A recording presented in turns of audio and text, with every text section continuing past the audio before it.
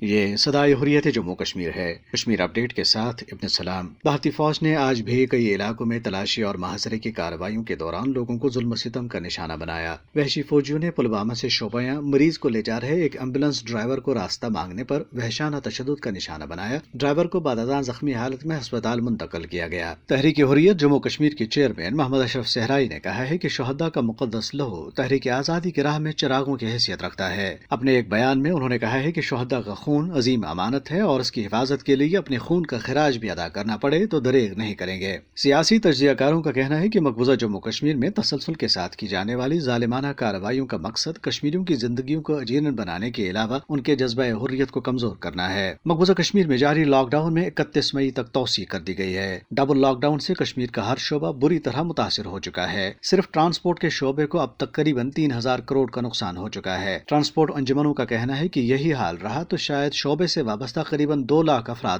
بھیک مانگنے پر مجبور ہو جائیں گے۔ کشمیر ٹریڈ الائنس کا کہنا ہے کہ صرف 19 مارچ کے بعد سے کشمیر کی اقتصاد کو اب تک 8.5 ارب روپے کا نقصان پہنچ چکا ہے۔ بھارتی فوج کے سابق جنرل ڈی ایس ہوڈا جو مقبوضہ کشمیر میں قابض فوج کی قیادت بھی کر چکے ہیں نے اعتراف کیا ہے کہ مقبوضہ کشمیر کی مسلح تحریک عوام کی حمایت سے چل رہی ہے۔ ایک انٹرویو میں انہوں نے کہا ہے کہ وہ اسے دہشت گردی کے بجائے شورش کہیں گے اور کوئی شورش عوامی حمایت کے بغیر 30 سال تک نہیں چل سکتی۔ انہوں نے ایک بار پھر کہا ہے کہ کشمیر پر بھارت کا بیانیہ پٹ چکا ہے جبکہ فوج کی زیادتیوں سے کشمیریوں اور پاکستانیوں کا بیانیہ مضبوط ہوتا جا رہا ہے۔ اپ ڈیٹ ختم ہوا۔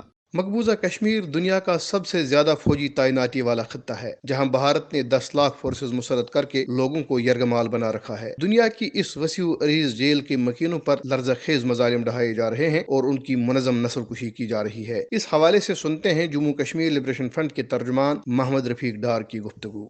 5 اگست سے کشمیری سخت ترین لاک ڈاؤن میں گرفتار ہے۔ پوری ریاست ایک بہت بڑی جیل میں تبدیل کر دی گئی ہے۔ 10 لاکھ سے زیادہ بھارتی افواج کے نرغے میں یہ قوم آج ڈبل لاک ڈاؤن میں محصور ہے۔ ایک طرف سے آپ 10 لاکھ سے زیادہ بھارتی افواج اور ساتھ ساتھ کورونا وائرس کا یہ لاک ڈاؤن اور اس کا فائدہ اٹھاتے ہوئے کشمیریوں کو تہتے کر رہا ہے۔ ہم نے دیکھا کس طرح حالیہ دنوں میں بڈگام کے اندر ناکے سے گزرتے ہوئے گاڑی میں سوار 2 افراد چاچا بھتیجا، انہوں نے اپنی شناختی کارڈ بھی دکھایا لیکن اس کے باوجود ان پہ گولیاں برسائی گئی، ایک کی شہادت ہوئی اور ایک زخمی ہوئے۔ اسی طرح ڈسیبلڈ لوگوں کو بھی بخشا نہیں جا رہا ہے۔ کشمیری آج بھی امید رکھے ہوئے ہیں کہ کشمیریوں کے حمایتی جو درد رکھتے ہیں انسانیت کا وہ سامنے آئیں گے اور ہندوستان کے اس آہنی ہاتھوں کو روکیں گے۔ آج تک کسی بھی قوم کی تحریک آزادی کو طاقت اور تشدد سے دبایا نہیں جا سکا، بلکہ ہمیشہ